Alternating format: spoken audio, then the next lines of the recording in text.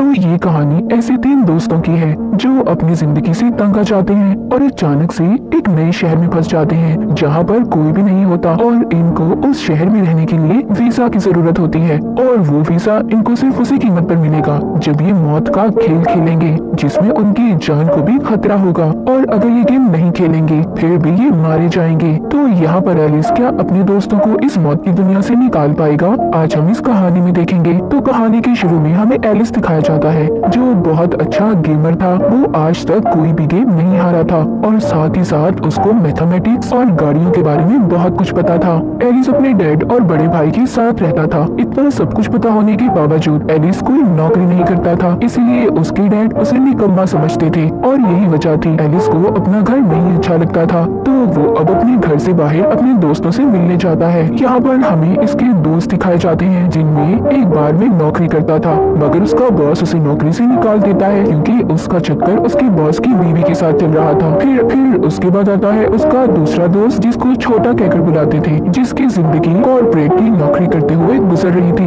महीने के आखिर में उसकी मॉम उसकी कमाई का बड़ा हिस्सा ले जाया करती थी। तो इन तीनों की जिंदगी को देखकर ऐसा लगता है कि तीनों ही अपनी जिंदगी से काफी परेशान थे मगर जब ये आपस में मिला करते थे तो अपने सभी कामों को भूल जाया करते थे। एक दिन वो सिगरेट पीते हुए सोचते हैं कि काश ज़ॉम्बी ब्रेकडाउन हो जाए जिससे सब अपनी अपनी जिंदगियां दोबारा से शुरू कर सके। तभी वो रोड के दरमियान में मस्ती करने लगते हैं जिससे एक गाड़ी का एक्सीडेंट हो गया था। पुलिस भी इनके पीछे लग गई थी। तभी वो एक बिल्डिंग के बाथरूम में आकर छुप जाते हैं लेकिन अचानक से सभी लाइट्स बंद हो जाती हैं और इनको किसी की भी आवाज नहीं आ रही थी। जब ये बाहर जाकर देखते हैं तो बाहर कोई भी नहीं था। पूरा शहर वीरान सुनसान था, ना कोई जानवर ना कोई इंसान, यहाँ तक कि पूरे शहर में लाइट भी नहीं थी। पर एक बिल्डिंग के बाहर लाइट्स जली हुई थी। जब ये अंदर जाते हैं तो वहाँ पर गेम एरिया लिखा हुआ था। जब ये थोड़ा सा और आगे जाते हैं गेट पर लेजर लाइट जल जाती है और वहाँ पर इन्हें बहुत सारे फोन भी रखे हुए मिलते हैं। जब वो फोन को उठाते हैं तो इनके फेस से उन फोन्स की लॉक खुल गए थे जिसमें इन्हीं फोन पर इन्हें गेम रूल्स उनके असूलों के बारे में पता चलेगा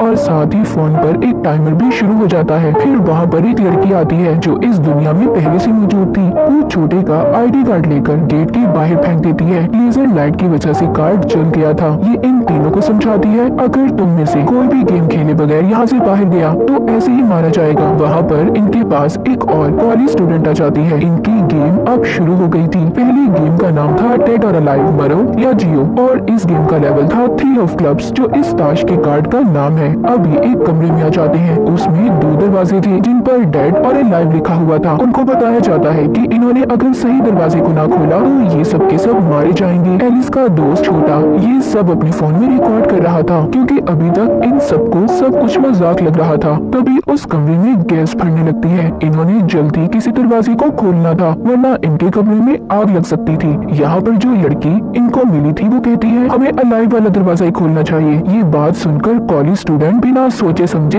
लाइव वाला दरवाजा खोल देती है जिससे वो बेचारी मारी जाती है। तभी वो लड़की डेड वाला दरवाजा खोलती है। सब अब वहाँ पर आ जाते हैं। ये सब के सब बच गए थे। अब सब इस गेम को सीरियस लेने लगे थे क्योंकि इसमें इनकी जान भी जा सकती थी। अगले कमरे में आकर भी वहाँ पर 2 दरवाजे थे। यहाँ पर लड़की जो इनके साथ थी वो एलिस से कहती है इस बार तुम्हें दरवाजा खोलना होगा। पर एलिस के अंदर इतनी हिम्मत कहाँ थी। उसका दोस्त जो बार में काम करता था वो दरवाजा खोल देता है और उसकी किस्मत इतनी अच्छी थी कि वो सही दरवाजा निकलता है। सब उस कमरे के अंदर चले गए थे। अब आगे भी 2 और दरवाजे थे। यहाँ पर भी इन्हीं सही दरवाजे का चुनाव करना था। एलिस का दोस्त उससे कहता है तुम्हें अपना दिमाग इस्तेमाल करना होगा क्योंकि वो बहुत अच्छा गेमर था। तभी एलिस को याद आता है कि इस बिल्डिंग में आते हुए इसने एक मैप नक्शा देखा था जिसमें 7 कमरे थे और इन्हें यहाँ से बचने के लिए अंदर का दरवाजा खोलना होगा। सब अब अंदर वाले कमरे में आ जाते हैं जहाँ पर इनके सामने वो ही कमरा था जहाँ पर फिर से अलाइव लिखा हुआ था। एलिस अपने दोस्त का फोन लेकर फिर से पुरानी रिकॉर्डिंग चेक करता है। जब उस कॉलेज स्टूडेंट ने अलाइव वाला दरवाजा खोला था तो ये देखते हैं आगे उधर कोई भी दरवाजा नहीं था मगर वो वक्त खत्म होने से पहले ही उसी दरवाजे को खोल लेते हैं। इन सब में एलिस के दोस्त छोटे का पाँव जख्मी हो गया था। ये गेम से बाहर आ चुके थे। इनके सामने 3 ऑफ क्लब्स का कार्ड रखा हुआ था। तभी उनके सबके फोन्स पर मैसेज आता है इन सभी को 3 दिन का वीजा मिलता है क्योंकि वो कार्ड्स फ्री ऑफ क्लब का कार्ड्स था। अब यहाँ पर आगे बढ़ने से पहले मैं आपको इनकी गेम के कुछ असूलों के बारे में बता देती हूँ। तो यहाँ पर ताश के कार्ड्स इनकी गेम से जुड़े हुए हैं, जैसे कि अगर उन्हें स्पेड का कार्ड मिलेगा तो गेम फिजिकल एक्टिविटी पर होगी,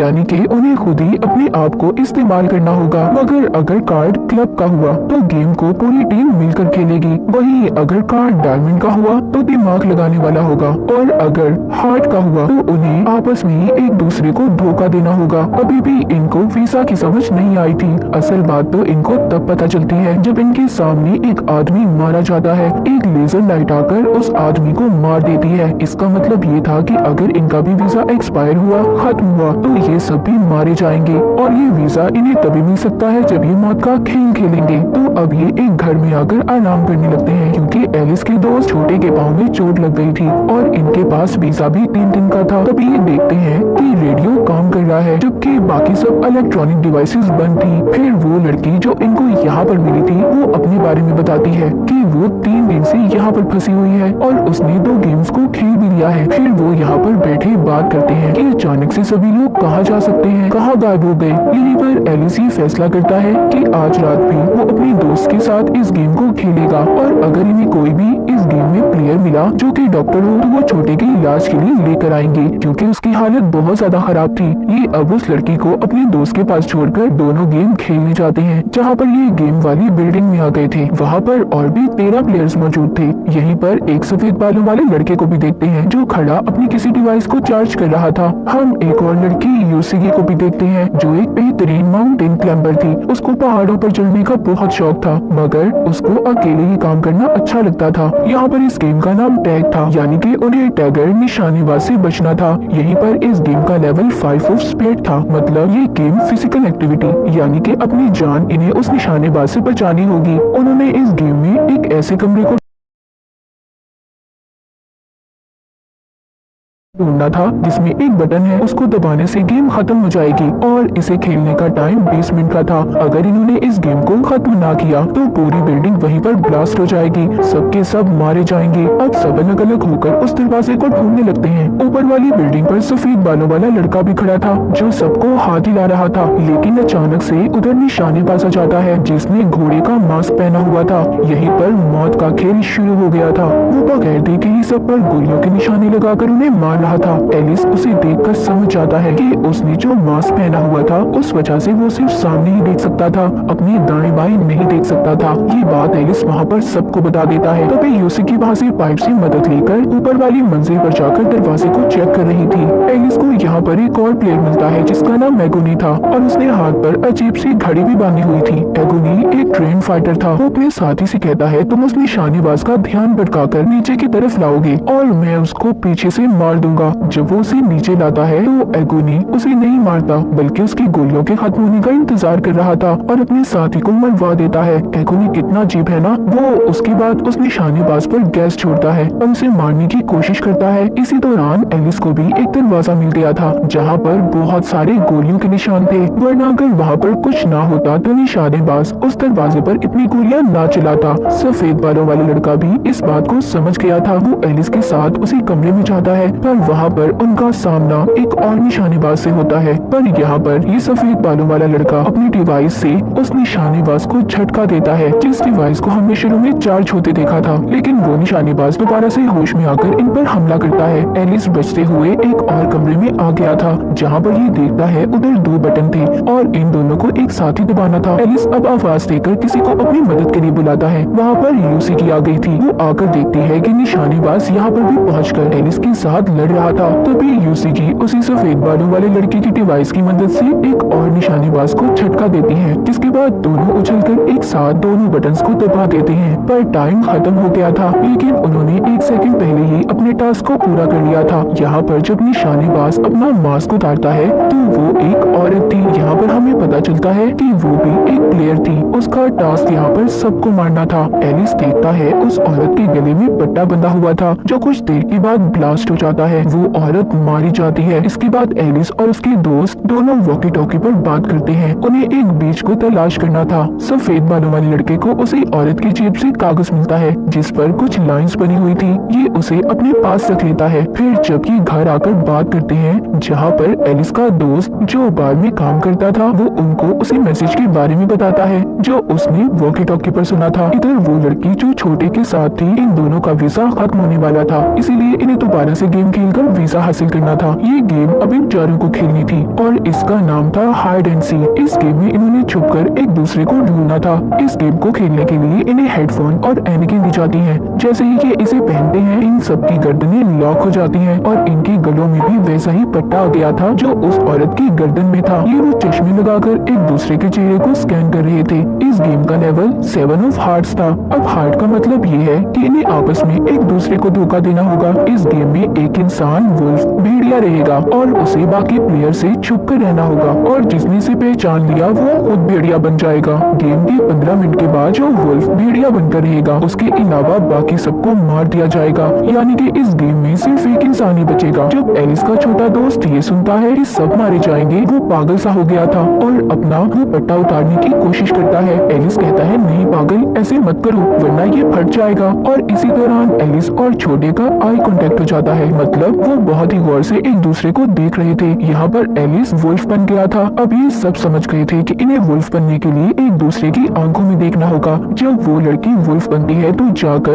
एक गार्डन बाग में छुप जाती है। वो चाहती थी कि वो 15 मिनट तक छुपी रहे, उसे कोई ना ढूंढे, जिससे वो गेम में बच जाएगी। मगर इसको एलिस का बाल वाला दोस्त ढूंढ लेता है। इन दोनों की आपस में वहाँ पर बहुत लड़ाई हो रही थी। एलिस भी यहाँ पर आ गया था, इन्हें छुड़वाने की कोशिश कर रहा था मगर वो वुल्फ बन जाता है। ये दोनों अब एलिस को घेर कर उसे मारने लगते हैं, लेकिन छोटा दोस्त वहाँ पर आकर एलिस को यहाँ से भागने का कहता है। इन तीनों को यहाँ पर अपनी पुरानी यादें याद आ रही थी कि इन्होंने कितना अच्छा वक्त एक साथ गुजारा था और वो लोग कितने प्यार से रहा करते थे। मगर अब इस गेम की वजह से वो एक दूसरे के दुश्मन बन चुके थे। एलिस सब याद कर कर रो रहा था। वो अपने दोस्तों को ढूंढता है, उन्हें आवाज लगाता है पर कोई जवाब नहीं देता क्योंकि सब अब यही चाहते थे कि एलिस ही आगे इस गेम को खेले। आखिर के 10 सेकंड में बार वाला दोस्त एलिस को मिल गया था। वो एलिस से कहता है कि एलिस तुम्हारा शुक्रिया, और एलिस की आंखों के सामने उसके दोस्त का पट्टा फट जाता है जिससे उसकी मौत हो गई थी। एलिस के तीनों दोस्तों की गर्दनें उड़ गई थी। वो अपने दोस्तों की मौत पर बहुत रोता है, उसको बहुत दुख हो रहा था। अगले दिन यूसिकी जब अपने लिए खाना तलाश कर रही थी तो रोड पर वो पड़े हुए एलिस को देखती है। उसको उठाकर वो अपने घर ले आई थी। हम देखते हैं यूसिकी को घर में अकेले रहना पसंद था। जब एलिस को होश आता है तो वो उसको बताती है तुमने गेम में मेरी मदद की थी इसलिए मैं तुम्हारी मदद कर रही हूँ। यूसिकी उसको बताती है कि मेरे डैड एक बहुत अच्छे माउंटेन क्लाइंबर थे, उनको पहाड़ों पर चढ़ने का बहुत शौक था, पर जब उनकी मौत हुई तो मीडिया वालों ने झूठी खबरें फैलाई कि उन्होंने अपनी जान खोद ली है। उसका बताने का ये मतलब था कि एक ना एक दिन हम अपने प्यारों को जरूर खोएंगे, पर इसका मतलब ये नहीं हम उनके साथ मर जाएं। मौत तो तभी आएगी जब हमारा वक्त होगा, इसलिए जब तक हम जिंदा हैं हमें लड़ना होगा। वो एक किस्म का एलिस को हौसला दे रही थी। एलिस उसकी बातें सुनकर उठता है और ये फैसला करता है कि वो इस गेम की हेड को ढूंढेगा और अपने दोस्तों की मौत का बदला लेगा। पर अब इन दोनों का वीजा भी खत्म होने वाला था, इसलिए अभी रात को गेम एरिया एक टनल में पहुंच जाते हैं। वहाँ पर आगे जाने पर इनको बस में 3 प्लेयर मिलते हैं जो पहले ही 3 गेम्स जीत चुके थे और इनकी काफी अच्छी दोस्ती भी थी। एक प्लेयर के पाँव पर चोट लगी हुई थी, वो ठीक तरह से चल नहीं पा रहा था। इस गेम का नाम था डिस्टेंस, फासला, और इस गेम का लेवल 4 ऑफ क्लब है, यानी कि ये टीम वर्क वाली गेम थी। सबको मिलकर खेलनी होगी। इनको 2 घंटे से पहले अपनी जगह पर पहुंचना था और अगर इन्होंने ऐसा नहीं किया तो आप जानते हैं कि इनके साथ क्या होगा। इनके फोन में इंडिकेटर भी था जिससे इन्हें पता चलता है कि इन्होंने कितना फासला तय करना है। ये बस को चलाने की कोशिश करते हैं पर उसमें फ्यूल ही नहीं था। फिर ये सभी भागकर फासला तय करने की कोशिश करते हैं। इन्होंने उस टनल की दूसरी साइड तक जाना था जो काफी लंबा रास्ता था। यहाँ जिस प्लेयर के पाँव में चोट लगी थी वो भाग नहीं सकता था, इसीलिए अपने दोस्तों को जाने का कहता है। वो जाना तो नहीं चाहते थे पर अब हेल्प कर भी क्या सकते थे। अब ये उसको वहीं पर छोड़कर चले जाते हैं। जब ये भागते भागते 6 किलोमीटर का फासला तय करते हैं तभी वहाँ एक काला पैंथर आ गया था जो उनमें से 3 प्लेयर में से एक प्लेयर को खा जाता है जो इन्हें बस में मिले थे। जब पैंथर उसको खा रहा था तो बाकी के तीनों मौका देखकर आगे भागते हैं। जब आगे जाते हैं तो एलिस उधर एक बाइक देखता है। अब बाइक में फ्यूल तो था लेकिन बैटरी नहीं थी, इसलिए ये इस बाइक को वापस से बस की तरफ ले जाने का फैसला करता है ताकि बस में इस बाइक का फ्यूल डाल दे और जो बस में प्लेयर है जिसकी टांग पर चोट लगी हुई है वो भी बच जाए। इधर यूसिकी और उसके साथ एक प्लेयर टनल की आखिर तक आ गए थे, मगर उधर पानी के बैरियर्स थे जिसमें बहुत सारा पानी था और गेम के खत्म होते ही वो पानी टनल में आएगा, सबके सब मारे जाएंगे। पानी अब टनल में आने लगता है। वो प्लेयर जो यूसिकी के साथ था वो उसे बचाने की कोशिश करता है। एलिस भी बस को लेकर आ गया था, जहाँ पर यूसिकी अपना हाथ एलिस की तरफ बढ़ाती है जिससे वो तो अब बस में आ गई थी, पर उनकी बस पानी में डूब जाती है। जब पानी वापस जाता है तो ये निकलकर बस के ऊपर खड़े हो गए थे। ये बस में लिखा हुआ गोल देखते हैं जिसे देखकर एलिस परेशान हो गया था। वो समझ गया था कि फोन पर हमें तभी 0 डिस्टेंस नजर आ रहा था। वो तो शुरू से ही गोल में बैठे थे। ये तीनों इस गेम को जीत गए थे। जिसके बाद एलिस और यूसिकी एक पुल के नीचे खड़े होकर बात कर रहे थे। एलिस उसको एक बीच के बारे में बताता है, कहता है हमें इस गेम के हेड को ढूंढना होगा, क्या पता वहाँ उस जगह पर लोग भी हो। ये अब कुछ दिन तक हेड को ढूंढते रहते हैं। इसी दौरान यूसिकी एलिस को शिकार के तरीके भी बताती है। इनकी दोस्ती अब काफी अच्छी हो गई थी। एक दिन यूसिकी और वो गेम एरिया में सभी प्लेयर्स पर नजर रख रहे थे। वो उनके हाथ पर कोई अजीब सी बंधी हुई घड़ी को देखते हैं जो हमने एगोनी के हाथ और उसके साथियों के हाथ पर बंधी देखी थी। ये समझ गए थे कि जिन लोगों ने घड़ी पहनी हुई है वो एक खास ग्रुप का हिस्सा है जो गेम के बाद जिंदा बचते हैं और गाड़ी में बैठकर निकल जाते हैं। ये दोनों उस गाड़ी का पीछा कर रहे थे। ये पीछा करते करते एक जगह पर पहुंच जाते हैं। इन्हें एक होटल नजर आता है। ये देखकर सोचते हैं कि पूरे शहर में बिजली नहीं है पर यहाँ पर पूरी बिजली है।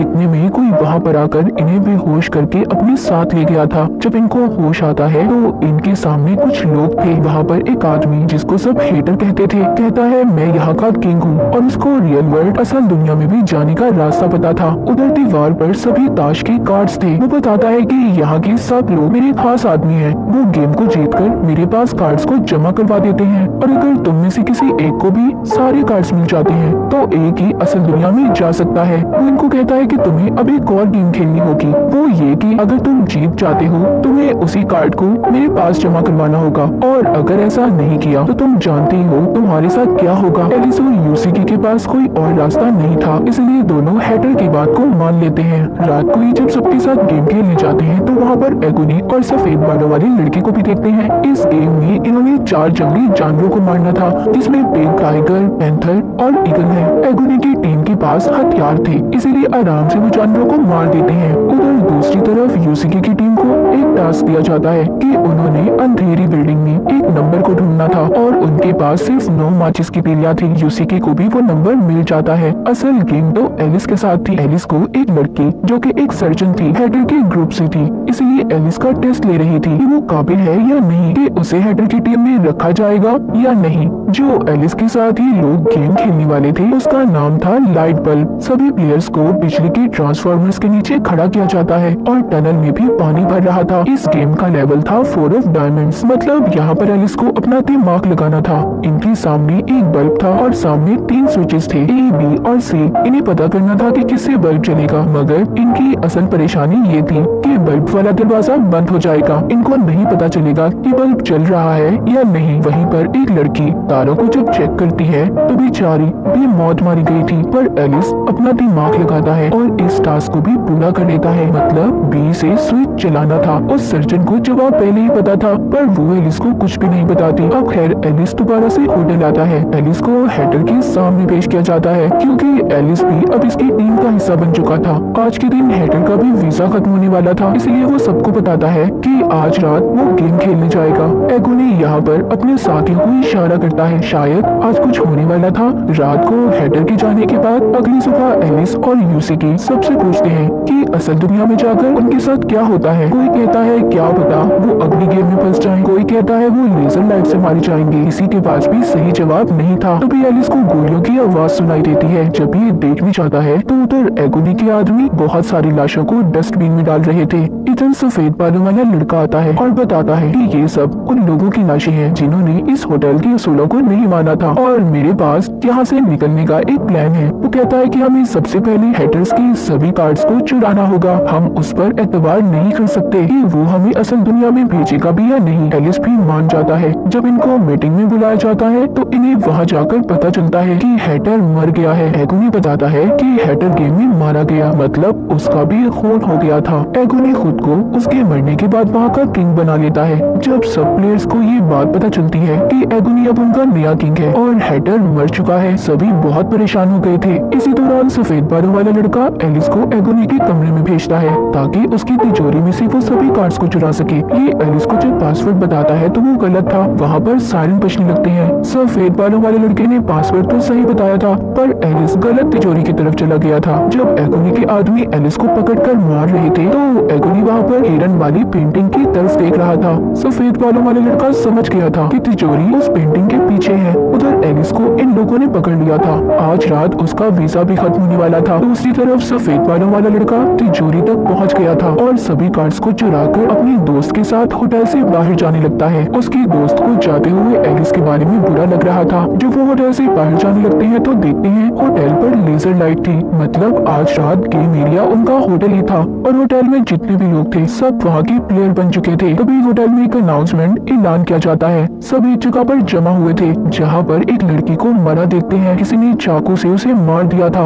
उन सबके फोन पर उन्हें मैसेज मिलता है सबको इस लड़की के कातिल को ढूंढना होगा और इस गेम का नाम है विच हंट। इनके पास 2 घंटे थे और कातिल को ढूंढकर इन्हें होटल के बाहर जलाना होगा, तभी गेम का दी एंड होगा। सभी उसकी दोस्त को आग में जलाने की कोशिश कर रहे थे क्योंकि उन्हें लग रहा था कि असल कातिल उसकी दोस्त ही है क्योंकि वो ही हमेशा उसके साथ रहती थी। पर सर्जन लड़की आकर सबको रोकती है। अब वहाँ पर एगोनी भी आ गया था। अपने आदमियों से कहता है कि सबको मार दो क्योंकि कातिल इन्हीं में से है। अगर कातिल को मार दिया तो गेम खुद ही खत्म हो जाएगी। इसी वजह से होटल में एक हलचल मच जाती है। एलिस को भी यूसी की ढूंढ लेती है। उधर सर्जन लड़की उस मरी हुई लड़की की लाश से चाकू निकालकर उस पर उंगलियों के निशान को चेक करती है। छत पर सफेद बालों वाला लड़का एगोनी के आदमी से मिलकर कहता है हम में से कोई तो है जो गेम मास्टर से मिला हुआ है और उसको हमारी सारी इन्फॉर्मेशन दी है। पर ये सब सुनकर उस आदमी को बहुत गुस्सा आता है। वो सफेद बालों वाले लड़के को शूट करने वाला था, तभी उधर वो उल्टा फ्लेयर गन से उसे ही आग लगा देता है। सर्जन को भी पता चल चुका था कि असल कातिल कौन है। इससे पहले वो सबको बताती कुछ लोग आकर उसे बेहोश कर देते हैं। एगोनी सबको जमा करता है। एलिस कहता है असल कातिल तुम हो। एगोनी कहता है हाँ मैंने मारा था उस लड़की को,